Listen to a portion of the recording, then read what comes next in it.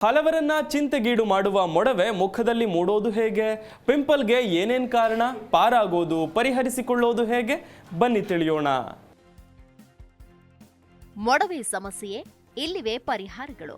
ಮೊಡವೆ ಇದ್ರೆ ಮುಖಕ್ಕೆ ಬೇರೆ ಒಡವೆಯೇ ಬೇಡ ಎನ್ನಬಹುದೇ? ಆದ್ರೆ ಬೇಕಾದಾಗ ಹಾಕಿ ತೆಗೆದು ಮಾಡುವಂತಹ ಒಡವೆ ಇದಲ್ಲವಾದ್ರಿಂದ ಇದನ್ನ ದೂರ ಮಾಡೋ ಬಗ್ಗೆ ಹೇಗೆ ಅನ್ನೋದೇ ಧರಿಸಿದವರ ಚಿಂತೆ.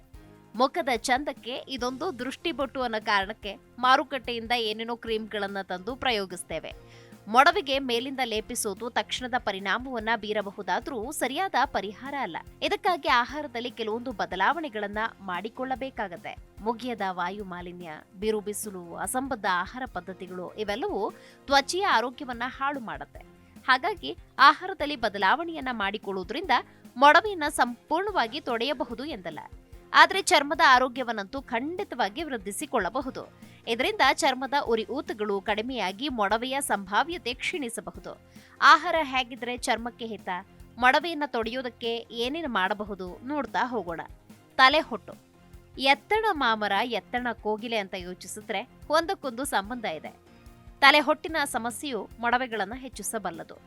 ಹೊಟ್ಟು ಹೆಚ್ಚಾಗಿ ಮೈಯಲ್ಲೆಲ್ಲ ಉದುರುತ್ತಾ ಇದ್ರೆ ಮುಖದಲ್ಲಿ ಮಾತ್ರವಲ್ಲ, ಬೆನ್ನು, ಭುಜದ ಮೇಲೆ ಮೊಡವೆಗಳು ಏಳುವ ಸಾಧ್ಯತೆ ಇರುತ್ತೆ. ಹಾಗಾಗಿ ತಲೆ ಚರ್ಮದ ಆರೋಗ್ಯ ಹೇಗಿದೆ ಎಂಬುದನ್ನ ಮೊದಲು ಗಮನಿಸಿ.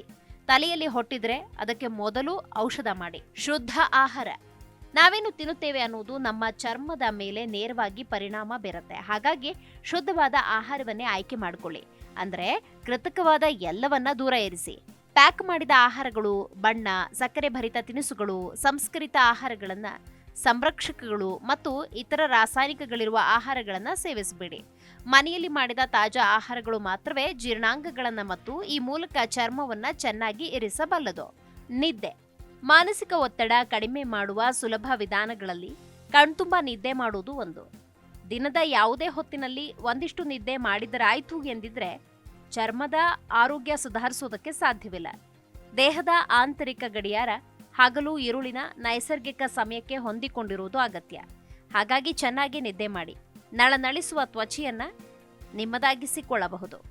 ಬಹಳಷ್ಟು ವಿಷಯಗಳು ತ್ವಚೆಯ ಆರೋಗ್ಯದ ಮೇಲೆ, ಮೊಡವೆ ಸಮಸ್ಯೆಯ ಮೇಲೆ ಪರಿಣಾಮ ಬೀರುತ್ತೆ. ಉದಾಹರಣೆಗೆ ಚೆನ್ನಾಗಿ ನೀರು ಕುಡಿಯೋದು. ದೇಹಕ್ಕೆ ಹೆಚ್ಚು ನೀರು ದೊರೆತರೆ ಶರೀರದಿಂದ ಟಾಕ್ಸಿನ್ಗಳು ಹೊರಹೋಗುತ್ತೆ. ಇದರಿಂದ ಚರ್ಮ ನಳನಳಿಸುತ್ತೆ. ಆಹಾರದಲ್ಲಿ ಉತ್ಕರ್ಷಣ ನಿರೋಧಕಗಳು ಧಾರಾಳವಾಗಿರಲಿ.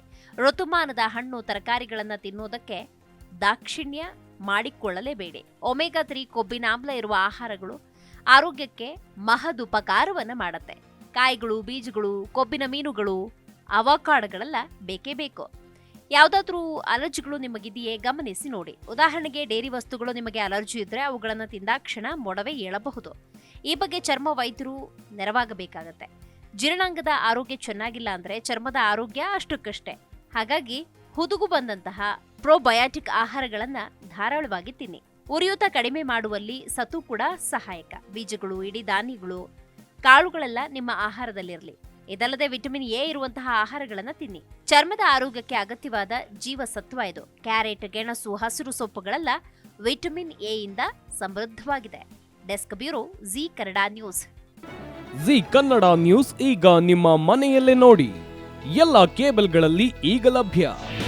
ನಿಮ್ಮ ನೆಚ್ಚಿನ ಜಿ ಕನ್ನಡ ನ್ಯೂಸ್ ಈಗ ಸನ್ ಡೈರೆಕ್ಟ್ ನಲ್ಲಿ number 292, Tata play number 1664, Jio TV number 1334, NXT digital number 30, in cable number 30, city networks 51, U digital number 162, GTPL number 17, Rockline telecommunications number 42, Shri Basaveshwara cable number 168, rural cable network 60, Vinayaka digital 57, Abhishek cable 821, city channel 53, Siddeshwara cable network 57, ವಿ4 digital infotech 628, Surya digital networks 53, Gajanan digital number 836, Malnad infotech private limited number